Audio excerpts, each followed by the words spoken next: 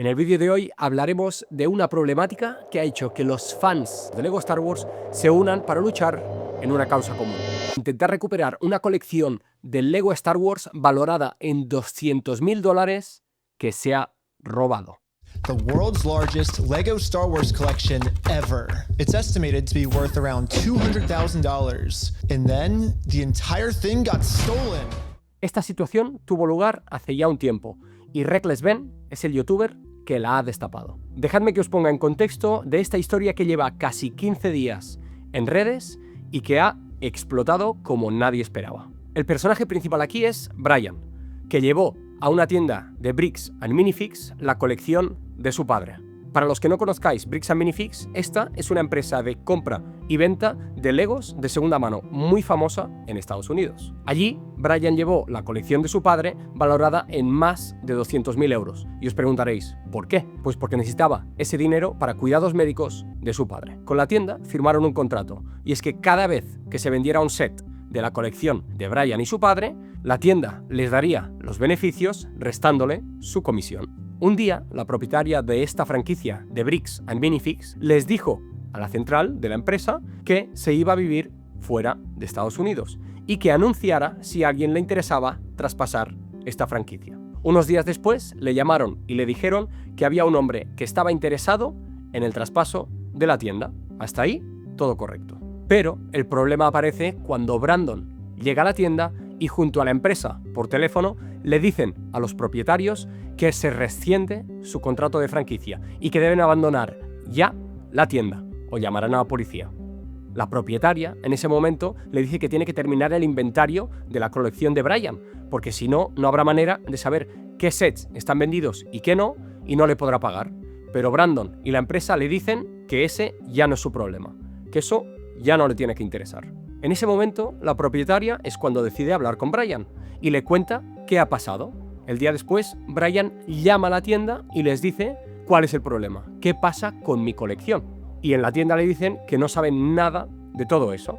Y él dice, hombre, pero si yo firmé un contrato, y decide acercarse a la tienda. Cuando llega a la tienda y muestra su contrato, lo niegan todo. Y le dicen que si decide llevarles a juicio, le van a arruinar la vida y que los costes del juicio van a ser mucho más caros que su colección. En ese momento, Brian se puso en contacto con unos youtubers de LEGO que empezaron a investigar, pero de repente, todo desapareció. En ese instante es cuando Brian decide hablar con el youtuber que ha destapado toda esta trama, Reckless Ben. Después de que Brian le contara la historia a Ben, este se puso en contacto con los youtubers que habían empezado la investigación, y estos le dijeron que recibieron amenazas de que les arruinarían si seguían investigando.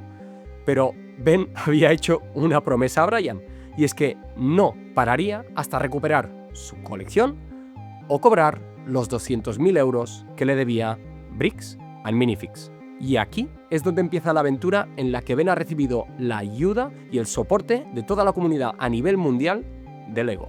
Después de intentar contactar por mail, fax, teléfono, con los propietarios de la nueva franquicia e incluso intentar hablar con el CEO de Bricks and Minifix, Ben no ha recibido ninguna respuesta. Si avanzamos un poco en la historia y después de estos intentos frustrados de hablar con ellos, Ben decide denunciarles no solo a la franquicia, sino también a la empresa por el robo de esta colección de LEGO Star Wars. En ese momento es cuando recibe una llamada del departamento jurídico de Bricks and Minifix, donde le amenazan y le dicen que si no para con este tema, le arruinarán la vida. Pero Ben, en esa misma llamada, se niega.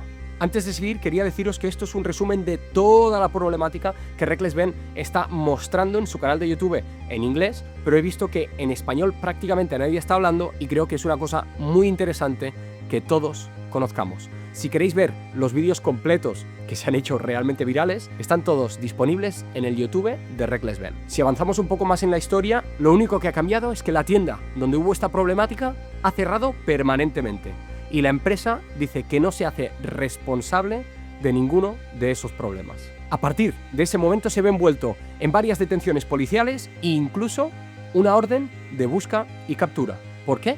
Pues parece que la policía también está metida en este entramado. De hecho, Ben descubre que los propietarios de la empresa y los policías parecen estar compinchados. Como os comentaba, eso lleva a que Ben se ha parado en su coche junto a sus amigos, porque alguien denunció que llevaba drogas cuando se demuestra que no, después de 2 horas de búsqueda exhaustiva.